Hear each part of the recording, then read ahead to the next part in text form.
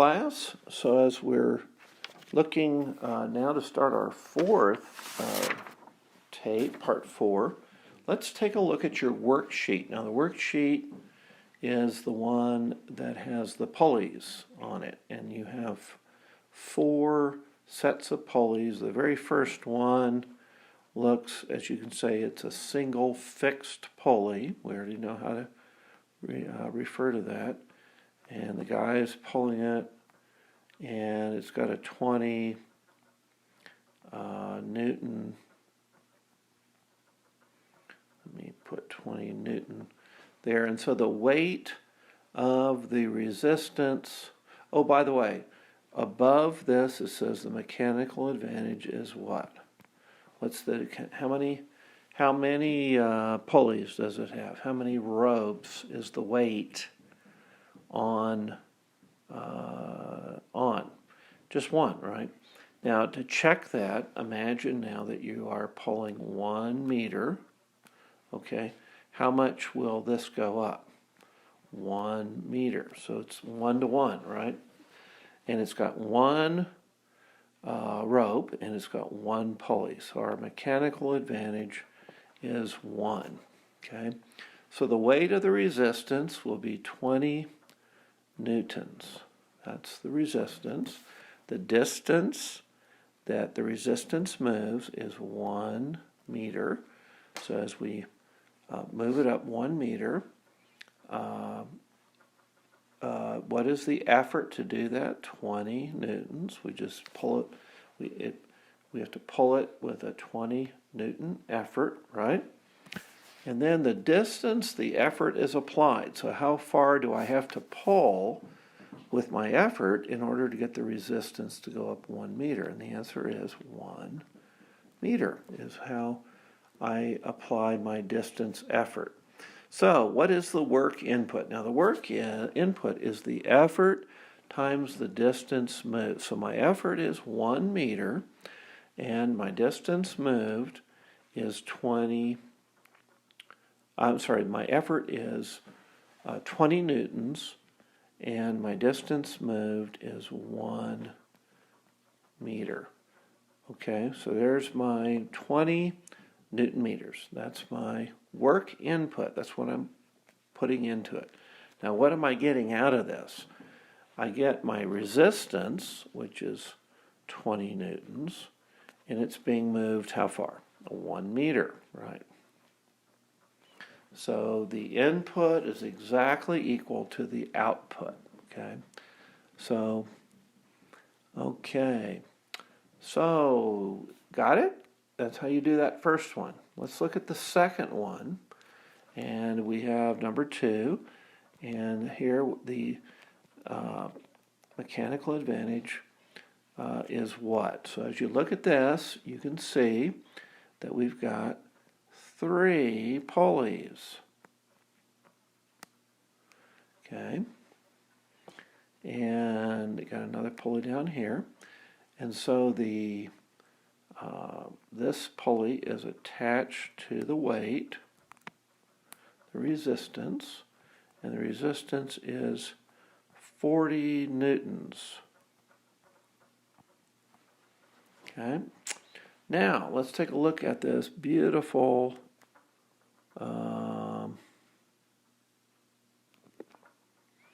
red rope. It's attached here, and it's going to go around this pulley and come down and go around this pulley, and then up here and go around this pulley, and then it's being pulled that way. Okay, so its attachment, we see that it has 3 pulleys there, don't we? Okay, so guess what? Mechanical advantage is going to be 3. It's also got 3 ropes that the weight is distributed. Okay, so let's go ahead and answer it. What is the weight of the resistance? And the answer is the resistance is 40 newtons, and then the distance that the resistance is moved. Okay, if I move it 1 meter, okay, let's see how everything works out in light of that movement. Now, what is the effort? Well, the effort, this pole here, right, is going to be, it would be 40 newtons. So I'd pull it with 40 Newton pole, but it's being divided over 3. So my effort is divided by 3. So it'd be 40 newtons divided by 3. Okay, so it's going to be a 13.3 newtons. That's the actual pull, because when I pull it 1 meter, that 1 meter is divided out over 3. So it's feeling like it's 1/3 the weight that I'm pulling. Okay, so it'd be 13.3 newtons. Now, what is the distance that the effort is applied? Okay, and what? Well, to raise it 1, I've got to pull it 3 meters. So I've got to have to pull it 3 meters, but each it's lighter. So what happens is we see that when we use these pulleys and machines, that there's a gain.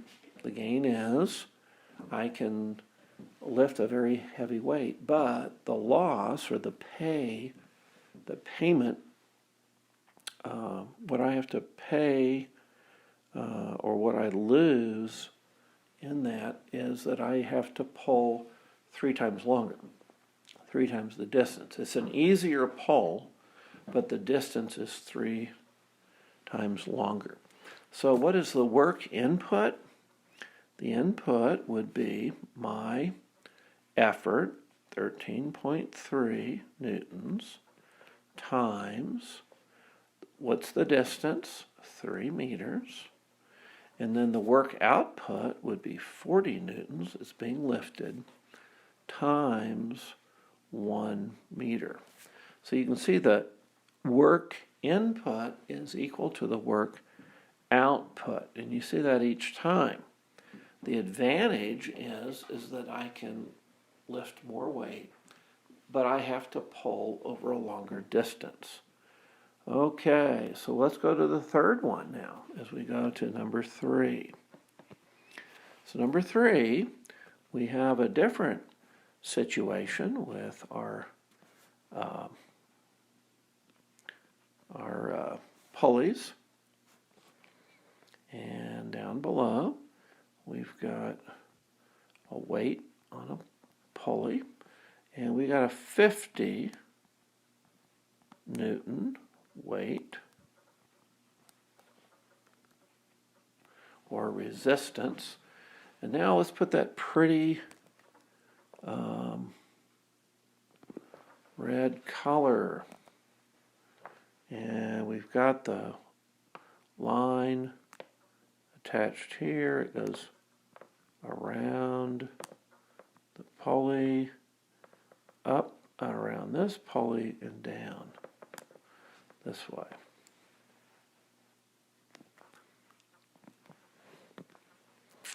So, what is our mechanical advantage? Well, you should be able to give the mechanical advantage right away. You've got 2 pulleys, so that should be 2. If you're pulling down, it should be 2. Now, if you're pulling up, you have to be more careful and kind of evaluate that. But a downward pull, like this is, where you're pulling down, you count the pulleys. Now, notice also you have 2 ropes.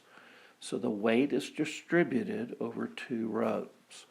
So let's go ahead, and what is the weight of the resistance? Well, that's going to be 50 newtons.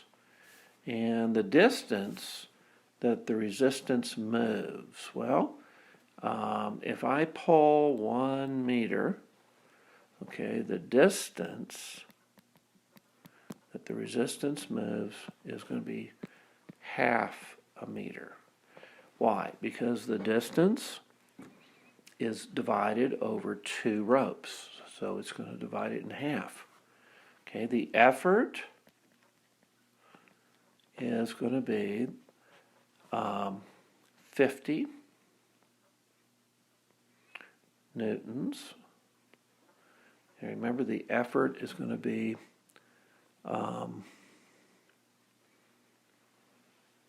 the weight here, 50 newtons, but it's divided by 2, right? So it's split out over 2 ropes. So my effort is really 25 newtons, okay? Now the distance that the effort is applied is going to be what? 1 meter, okay? So my work input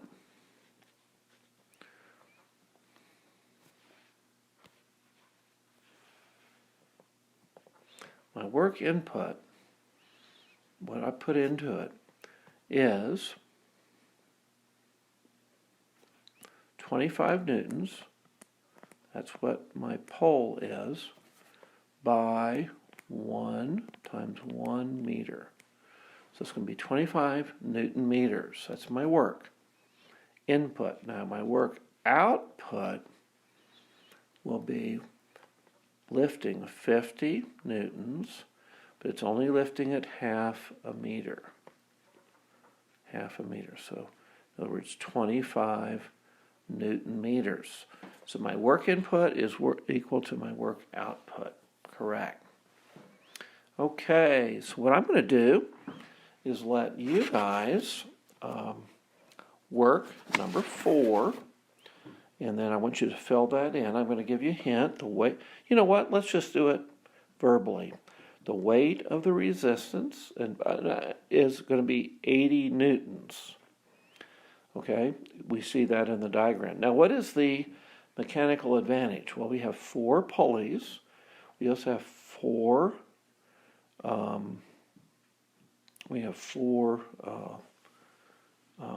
Ropes. So the mechanical advantage is going to be 4. Okay. So what is the distance? The resistance is moved. Well, if we move the resistance 1 meter, then our effort is going to be 80 newtons divided by 4, because it's going to be 1/4. The weight is divided over 4 ropes, so it's 80 divided by 4 newtons, or 20 newtons. The distance, the effort is applied, so because my distance is going to be 4 times now what the resistance distance is, it's going to be 4 meters. My work input will be 20 newtons. That's how much I'm pulling by, because it's 1/4. It's the weight of the resistance divided by 4. So it's 20 newtons times a distance of 4 meters. So it's going to be 20 newtons times 4 meters, or 80 Newton meters. Now my work output is going to be 80 newtons times 1 meter. I'm raising it up 1 meter, or 80 Newton meters. So notice again, the work input is equal to the work output. But it's easier for me to pull because I only have to put 1/4 the effort, but I have to do that 1/4 effort over 4 times the distance. So I've got to pull 4 meters to raise the resistance just 1 meter.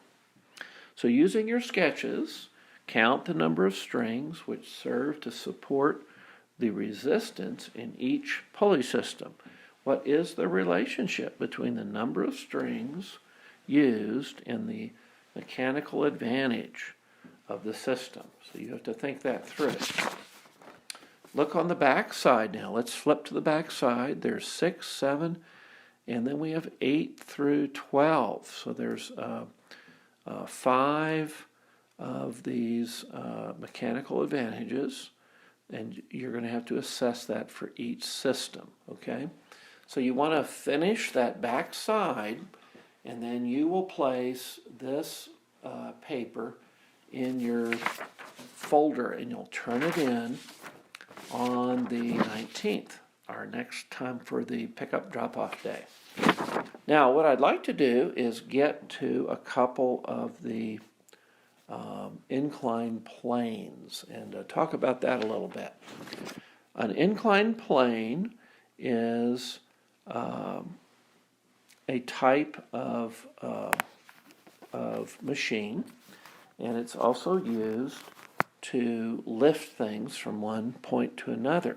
Okay, and really what it uses is the distance principle. The distance principle, which is applied. Okay, and so any reduction in the effort force will be paid by an increased distance through which the force acts. Okay, so we've just noticed that, but this is actually true with the inclined plane as well. But let's think back on the pulley. So if I can hook up a pulley so that I have an effort, my effort is reduced in how much I have to pull, the amount of force I pull. Well, that reduced effort will be paid, so to speak, by needing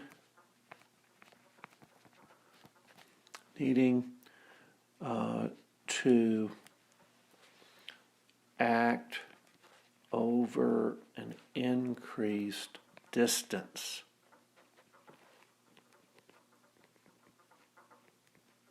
So if you think about that, if you are you have less to pull or less to lift, but you've got to lift it over a longer distance. And so you kind of pay for it. In other words, there's always a payment you make. If you're gaining in one area, you're paying for it in another area. What you gain in effort, you pay over distance. Okay? That would be a good way to write that down. What you pay for in effort, or what you gain in effort, you pay for in distance. Okay? Okay, so let's think of an inclined plane. You're lifting a block in up to a higher point. A block is lifted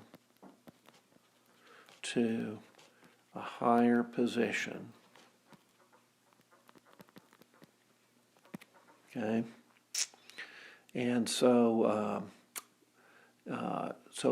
the builder, the guy who's building this structure, has to take this into consideration. Work is equal to force times the distance.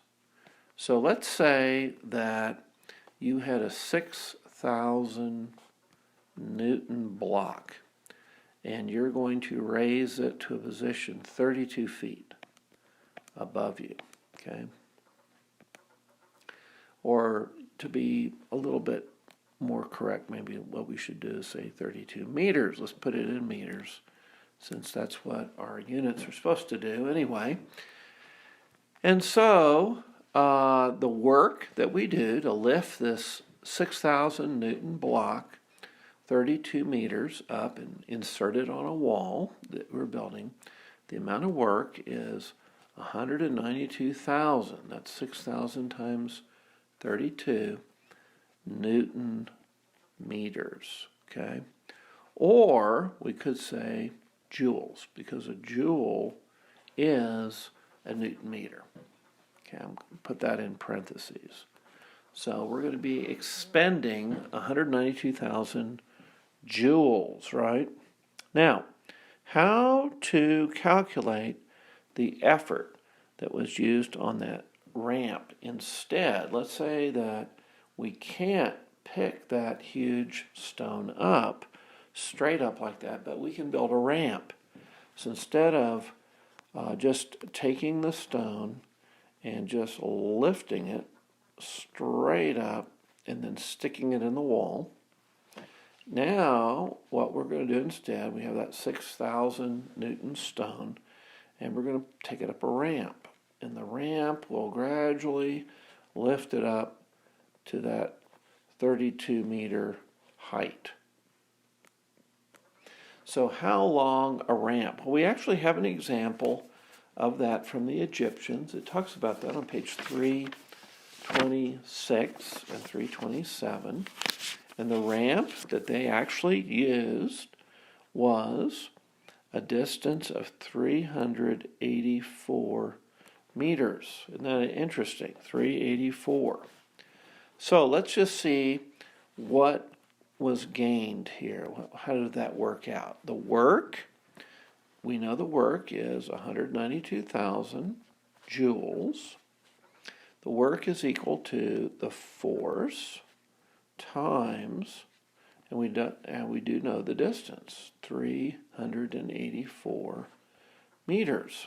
Okay, so if we do the math there, we find out that the force is going to be equal to 500 newtons. Now that's the force that we have to expend to over 384 meters, okay? It's the effort that is needed to push the block. Okay, so let's make a comment there. This is the effort to push the block 384 meters, okay? Now, that's not taking into account the amount of friction. You'd have to figure that and add friction to that, okay? But what we want to look at now is that these guys that were pushing this block up this ramp, okay, let's see what the mechanical advantage of that ramp, what did that get them? Well, the resistance divided by the effort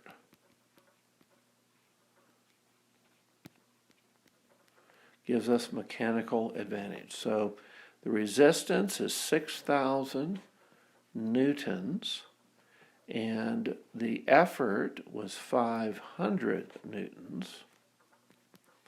And so that gives us a mechanical advantage of 12 if you divide 6,000 by 500, okay? So thinking about that, we've got, let's just show the ramp. And here's the block. It's going to take 500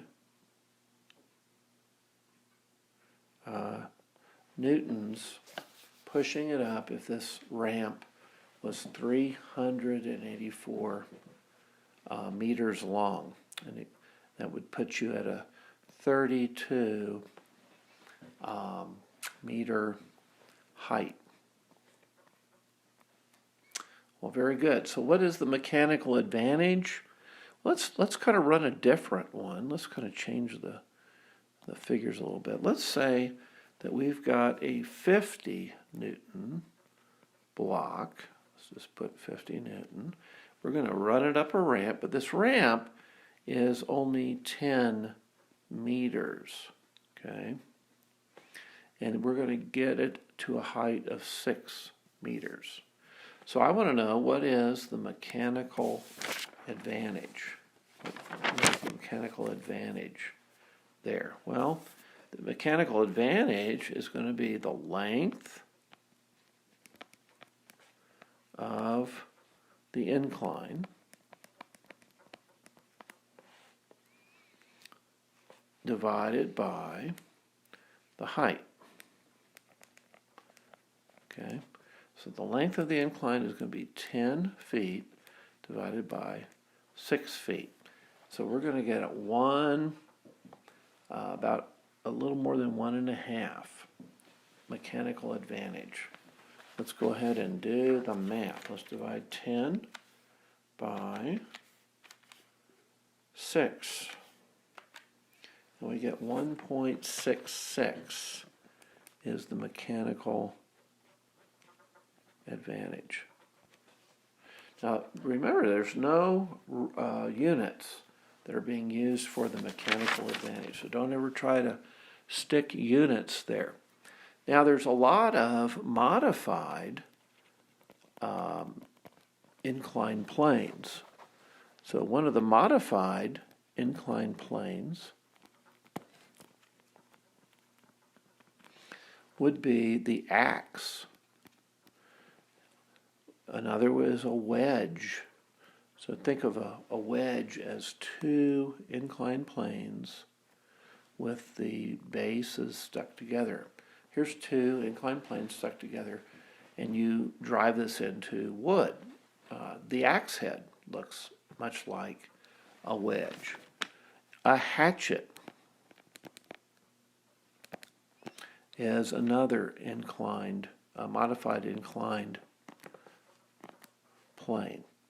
We also have chisels. The chisel is one, and a knife blade. So any knife blade is like a small wedge that we put into an item to cut it or to open it up. Now another thing that's interesting is a screw. When you think of a screw,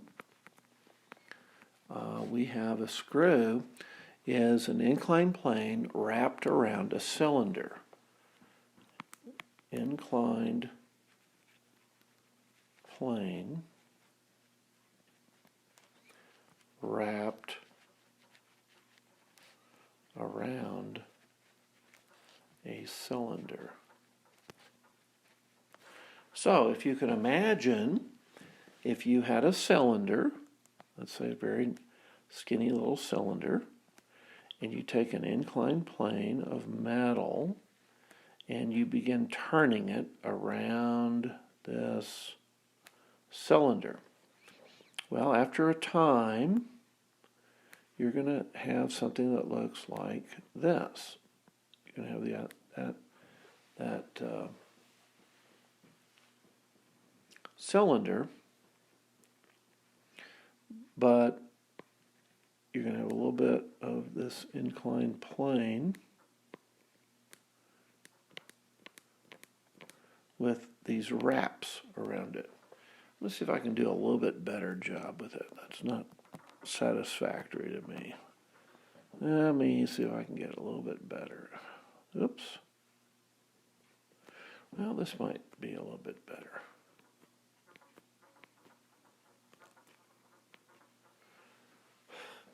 I don't know. Let's see. It's tough to draw on this with much accuracy. It's a little different than drawing with a pencil. Okay, here's better.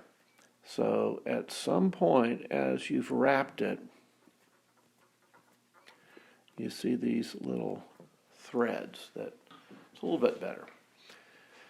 Because what we've done is we've continued wrapping it. And actually what you'll have is you have these little grooves that wrap, or threads that wrap around the screw. So one of the things that we